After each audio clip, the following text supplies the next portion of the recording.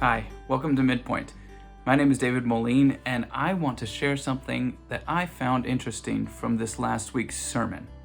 If you missed this week's sermon, there's a link to it in the description of this video. This last Sunday, Pastor Garrett shared these verses in Matthew 26, verses 17 through 25. It's Matthew chapter 26, verses 17 through 25. Now on the first day of unleavened bread, the disciples came to Jesus saying, "Where will you have us prepare for you to eat the Passover?" He said, "Go into the city to a certain man and say to him, 'The teacher says, my time is at hand. I will keep the Passover at your house with my disciples.' The disciples did as Jesus had directed them, and they prepared the Passover. When it was evening, he reclined at the table with the 12. And as they were eating, he said, 'Truly I say to you, one of you will betray me.' They were very sorrowful and began to say to one another, 'Is it I, Lord?' He said and answered, 'He who has dipped his hand in the dish with me will betray me. The Son of Man goes as is written of him, but woe to that man by whom the Son of Man is betrayed. It would have been better for that man if he had not been born.' Judas, who would betray him, answered, 'Is it I, Rabbi?' And he said to him, 'You have said so.'" One of the things that Pastor Garrett shared was that Jesus knew that Judas was going to betray him. He also shared the verse, Genesis 50, verse 20. And Genesis chapter 50, verse 20 says this, "You meant evil against me, but God meant it for good." Look what he says, "To bring it about that many people should be kept alive as they are today." All this got me thinking about how God has a plan for us. And it's very complex. I mean, from your birth till your death, he has a plan for you. It's so complex.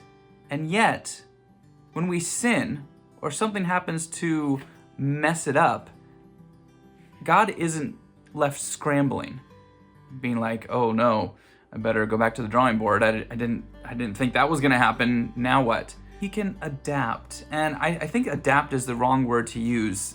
Maybe a better word would be he can foresee. He knows everything, right? He knows what is gonna happen. He knew Judas was gonna betray him.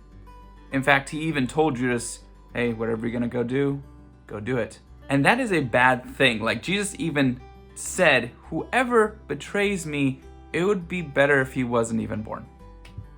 That's bad. But what did it lead to? It led to the greatest, most important event in human history, the death of Jesus Christ, which paid for all our sins. That was the greatest thing that needed to happen. And yet, it happened by Judas doing this bad thing.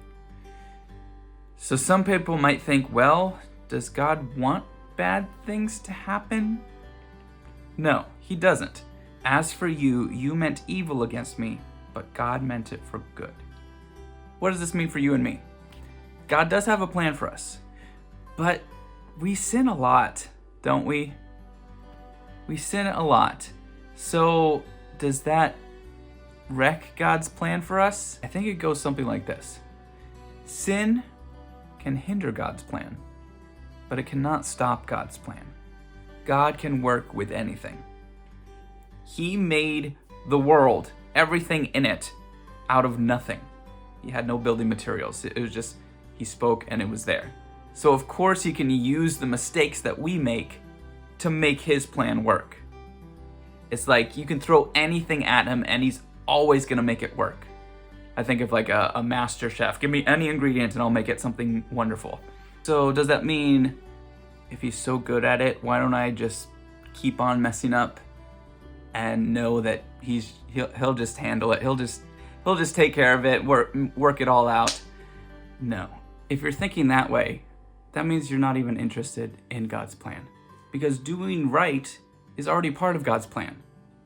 Micah 6:8 says, "He has told you, O man, what is good. And what does the Lord require of you but to do justly and to love kindness and to walk humbly with your God. If you're not seeking to follow God, then who cares if his plan can work or not? But if you are following him and feel like you're messing up a ton, and you start to think, well, I might be too far gone. God, I know God wanted to have a plan for my life, but I've just messed up too much. Here's a verse. Philippians 1:6 says, "And I am sure of this, that he who began a good work in you will bring it to completion at the day of Jesus Christ."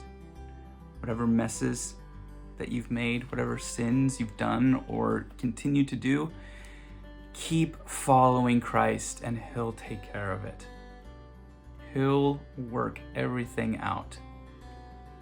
Just keep going toward him. Sometimes you might think that all you do is stumble. Well, then let your prayer be, may I stumble toward you, God. May I always be stumbling in your direction. So those are my thoughts on what I heard in the message this week. Pastor Garrett talked about a lot of other things. That's something that stood out to me and I wanted to share with you. Is there anything that stood out to you? If there is, please leave it in the comment of this video. If there's something that you want to add to what I said, please put it in the comments. And please join us for church on Sunday. We're at Crosspoint Church in Sanger, and we'd love to have you join, and maybe you'll find something this next sermon that you can pick out and share with others. Well, until next time, God bless.